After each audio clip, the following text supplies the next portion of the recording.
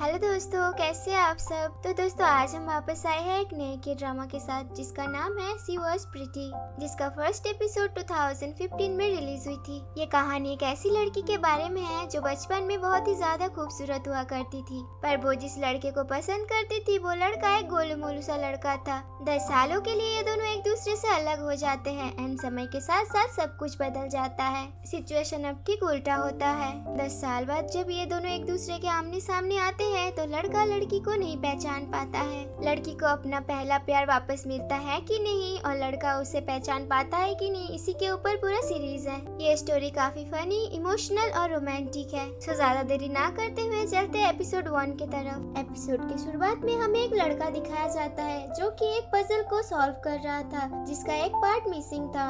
उसके बाद वो किम हे जिन नाम से किसी लड़की के बारे में सर्च कर रहा था। इसके बाद हमें बहुत सारे लेटर्स दिखाए गए थे जो कि रिटर्न आ चुका था। सीन शिफ्ट होता है और हमें मिनहारी नाम से एक लड़की की बर्थडे पार्टी दिखाई जाती है जो कि बहुत ही ज्यादा खूबसूरत थी, जिसके कारण वो उस पार्टी का मेन अट्रैक्शन थी। तभी दूसरी ओर हमें इस सीरीज की मेन एक्ट्रेस किम हे जिन को दिखाया जाता है, एक बिंदास लड़की जिसके बाल बिखरे बिखरे हैं। वो एक होटल में वेटर का पार्ट टाइम जॉब करती है, पर उसके लुक के कारण जब वो एक टेबल में खाना सर्व कर रही थी तो वहाँ के कस्टमर उसे रिक्वेस्ट करते हैं कि वो उनका खाना सर्व ना करे, कोई खूबसूरत लड़की को भेजे इसके लिए। पता चला उसको देख के हर कोई ऐसे ही ट्रीट करते हैं क्योंकि सबके हिसाब से वो एक अगली लड़की है और हरी उसी का ही बेस्ट फ्रेंड है। वो अपने बेस्ट फ्रेंड के बर्थडे पार्टी में एक क्यूट सा गिफ्ट लेके जाती है, पर ये देख पार्टी के लड़के उसके बारे में उल्टा सीधा बोलने लगते हैं कि तुम्हारी दोस्त कितनी अगली है। हरी एक अच्छी लड़की है, वो तुरंत इस चीज का डिफेंड करती है। हम जान पाते हैं कि ये दोनों बचपन से बेस्ट फ्रेंड्स हैं। किम हे जिन पैसे बचाने के चक्कर और काम के चक्कर पूरे दिन कुछ भी नहीं खाया था, तो वो उस पार्टी में आके बहुत सारा खाना खाती है।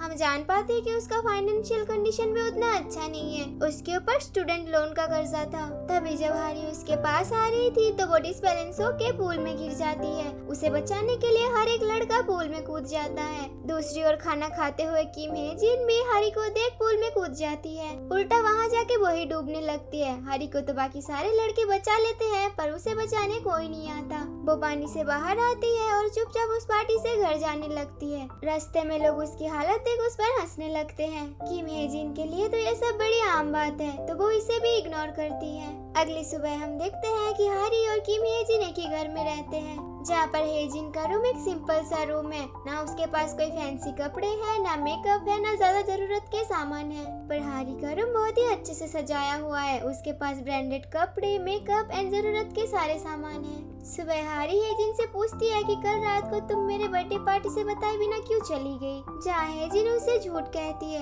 वो कहती है कि उसे अचानक से होटल में ओवर टाइम के लिए बुला लिया गया था।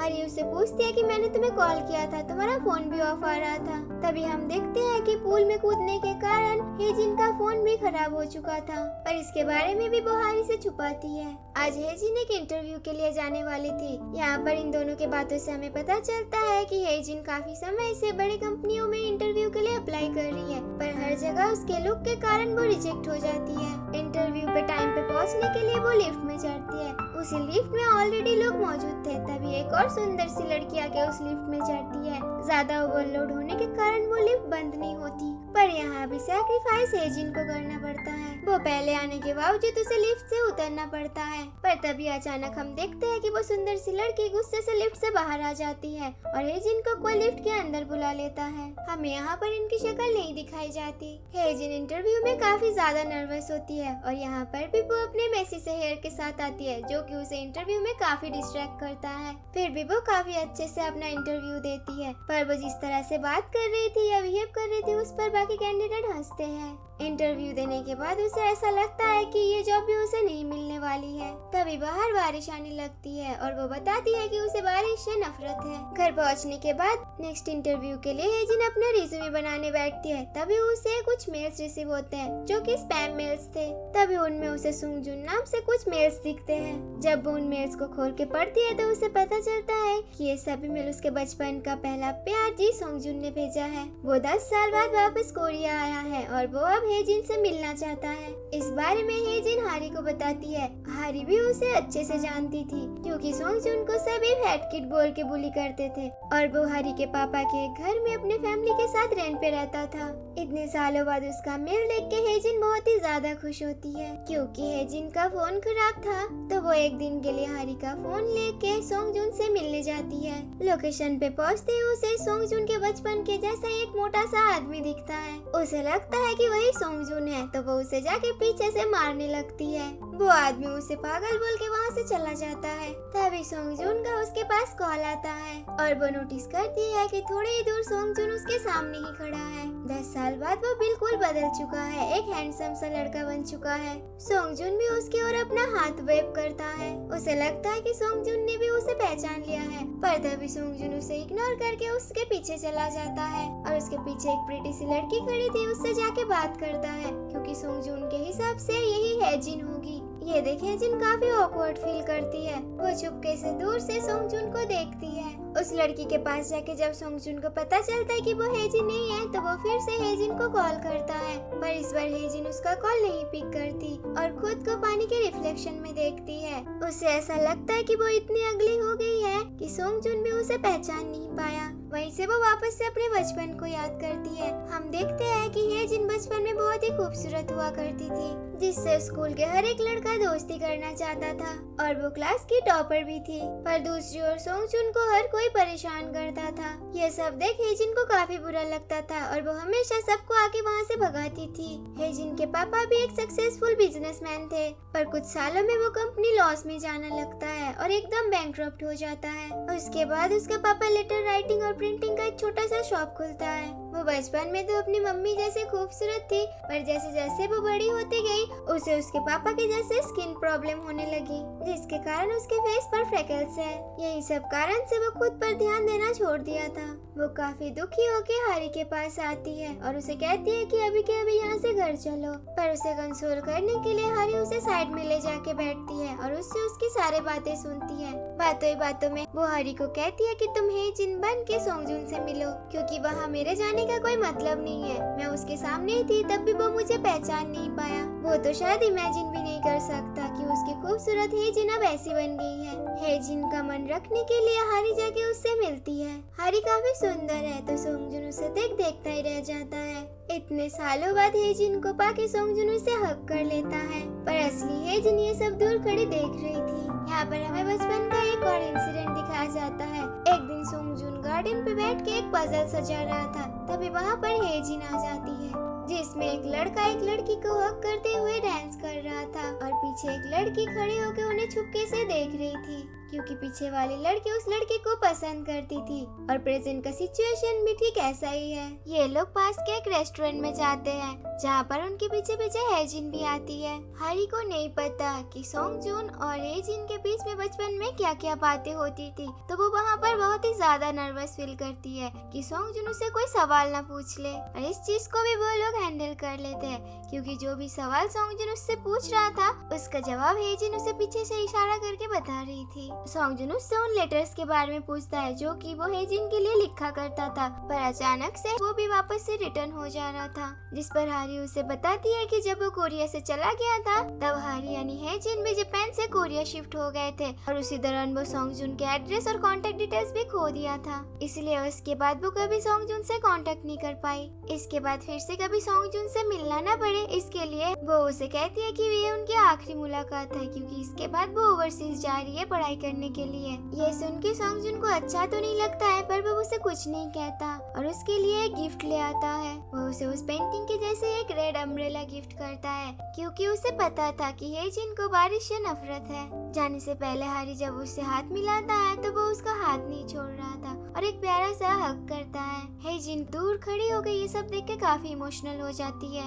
घर आने के बाद हारी वो गिफ्ट हेजिन को दे देती है। उस अम्ब्रेला को देख हेजिन बचपन का एक इंसिडेंट याद करती है। जब एक दिन ये लोग स्कूल बस से घर जा रहे थे तो बहुत ज्यादा बारिश होते देख सोंगजुन बहुत ही ज्यादा पैनिक हो जाता है और बस से उतर के अपने मम्मी को याद करके रोने लगता है। तभी उसके पीछे हेजिन भी आ जाती है और उसे साइड में लेके जाके एक म्यूजिक उसके कान में प्ले कर देती है। है, जिससे जब सॉन्गजुंग थोड़ा शांत होता है तो वो क्यों पैनिक हो रहा था उसके बारे में बताता है। हमें पता चलता है कि सॉन्गजुंग की मम्मी की जब सॉन्गजुंग छोटा था एक कार एक्सीडेंट में डेथ हो गई थी, जो कि बारिश के कारण हुआ था।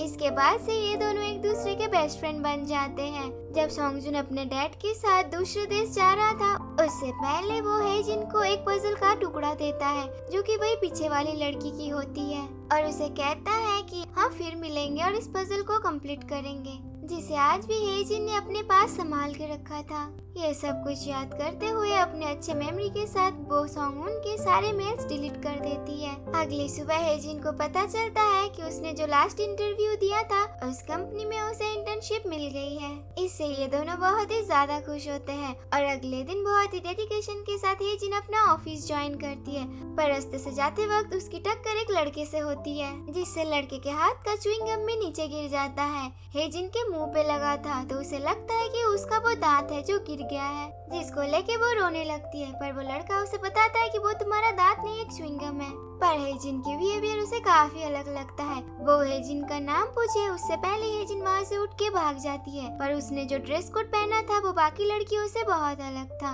इसलिए वो लड़का उसे माइकल जैक्सन नाम से याद रखता है। उसे इंटर्नशिप मैनेजमेंट सपोर्ट टीम में मिली थी। जब वो अपने मैनेजर से मिलती है तो वो मैनेजर उसे कहता है कि मैंने तुम्हें सिलेक्ट किया है। हेजिन समझने लगी थी कि वो मैनेजर बहुत ही दयालु इंसान है, कि तभी वो मैनेजर बोल उठता है कि मैंने तुम्हें इसलिए सिलेक्ट किया कि तुम्हारे पास बहुत टाइम होगा तो तुम अपना पूरा टाइम कंपनी को दे सकती हो, क्योंकि तुम जैसे लड़की को कोई भी लड़का डेट नहीं करेगा। ये बात सुनने के बाद भी हेजिन उस पर मुस्कुराती है, क्योंकि एटलीस्ट उसे जॉब मिली थी, इस बात की उसे खुशी थी। हेजिन के साथ एक खूबसूरत लड़की भी सिलेक्ट हुई थी। पर ऑफिस के पहले ही दिन वो मैनेजर हेजिन से मैक्सिमम काम करवाता है। पर जॉब की खुशी में हेजिन सारा काम चुपचाप कर देती है। घर जाके भी वो अपने एम्प्लॉय आईडी कार्ड गले से नहीं उतारती और वो हारी को अपने रेंट का हिस्सा भी देती है। इससे पहले हारी उसके लिए सब कुछ पे कर रही थी, पर हारी उसे ये सब करने से मना करती है, क्योंकि हारी के पास बहुत पैसे थे। वो एक रिच फैमिली से बिलोंग करती थी